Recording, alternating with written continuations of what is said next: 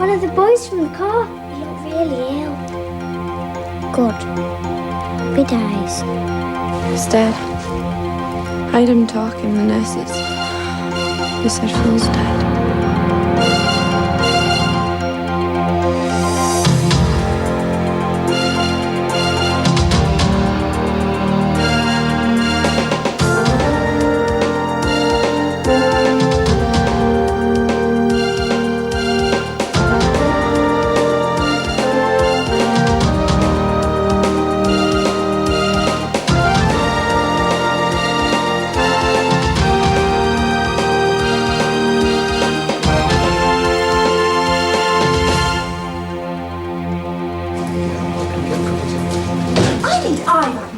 Extra staff and porters who don't think they're employed to drink coffee. And what do I get? New paint. Oh, yes, I'll put my complaint in writing when I get the time. Yes? Sister Mitchell. I've come to get you. It were on radio this morning on Wayne to work. 12 years old. He's hardly lived at all. You know his mum well? I see her now and again. It's always our Phil this and our Phil that. I told him he ought to be ashamed of himself. You told me to be quiet, but would I? I must have been one at last to speak to him. Phil's death took us all by surprise. They're still in a state of shock, so I'd best be with them. And the other boy, Jude Latimer. He's still in intensive care. And it doesn't look too good, to be honest. Hello. Have you seen the neurologist? Oh, yeah. She's very nice, but I find myself listening and nodding, not hearing a word. She said they'd give Jude an EEG. An electroencephalogram. What is that exactly? She could explain it better than me. She did. I could tell you what clothes she was wearing, glasses she had on, but not what she said. Well, it's just another test. It doesn't put Jude at any risk. They put electrodes on the scalp and it measures the electrical activity in the brain. To see if his brain's damaged. Yes.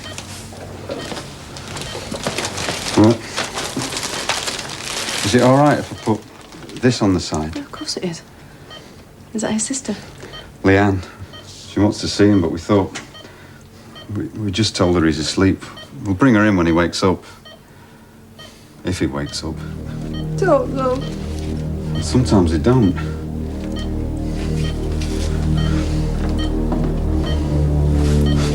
Sometimes it don't.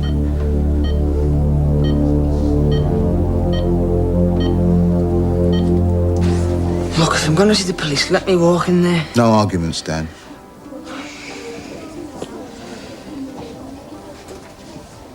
Might not be so bad. I had to talk to the police once. My mate was caught shoplifting and I was with her. It's not the same as killing someone, is it? Oh, yeah? Oh, cheer up, love. It might never happen.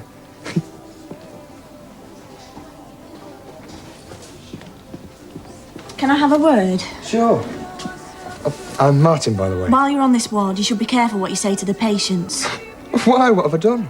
It might never happen. For the children in this place, it already has. That's why they're here. Sarah, visitors for you. Well, this makes a change, seeing you two in the same place at the same time. We've got you to thank for that. If you're going to have a go at it, you might as well go back to work. I wasn't. It's the truth, isn't it? Don't listen to him, Sarah, love. Haven't we got enough problems without you laying down the law? Our daughter is ill. She has been injured. Let's just concentrate on that, shall we? Can I talk to the police nurse? There's no need, sweetheart. You saw them yesterday. They should arrest me. Don't be silly. You've done nothing wrong. What are they going to ask me? Can they charge me with anything? They'll want some straight answers. Like, why the hell did you steal that car, Sarah? That is enough of that, Steve. You're the one who's always saying I never want to talk about things. You can't have it both ways. She is going to see the police. Isn't she under enough pressure? All right, Lynn. She's your little girl. You know her best. You tell me why she did such a stupid thing. Dear God, Steve, if I knew that. It's not as if we're short of money. We don't even live down that end of the estate, yet you end up with friends like these. Nurse? What is it, Sarah, love? Does it hurt? I'll get the doctor if you like. Could you ask them to leave, please? Sarah. Phil was all right. He could walk. The rest of us were on stretchers. But he was on his feet, giving them lip. Then they brought him in here. They didn't look after him. It's neglect, isn't it? He was ill. He was bleeding inside and he never saw a thing. They let him die. They killed him. It's not our fault. It's the hospital's. They thought he nicked the car, so it's his fault. We don't have to look after him. He doesn't matter. And was he Phil? Who took the car? Why did you steal it?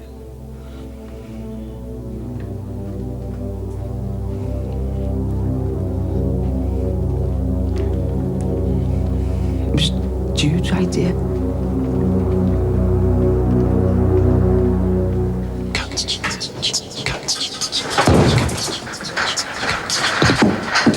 I've got to get through. Well, you'll have to wait a minute, mate. I've got to get through. But I know. Look, no one's going to die if they get their jelly babies 30 seconds later, are they? I was told. I've got a schedule, mate. Male medics and children's ward. Administration said I had to stick to it.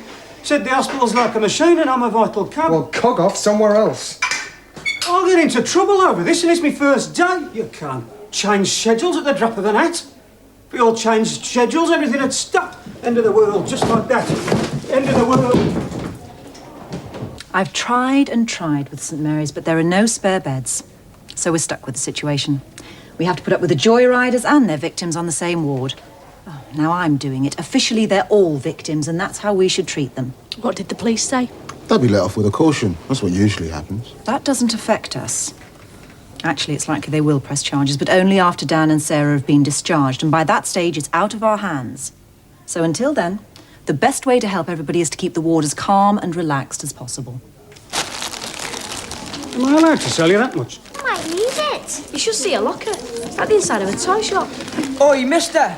Throw us a bar of chocolates. Don't give him nothing. I'm not giving anything to anyone who shouts. They told me. Don't let him shout. He should starve. He tried to kill us.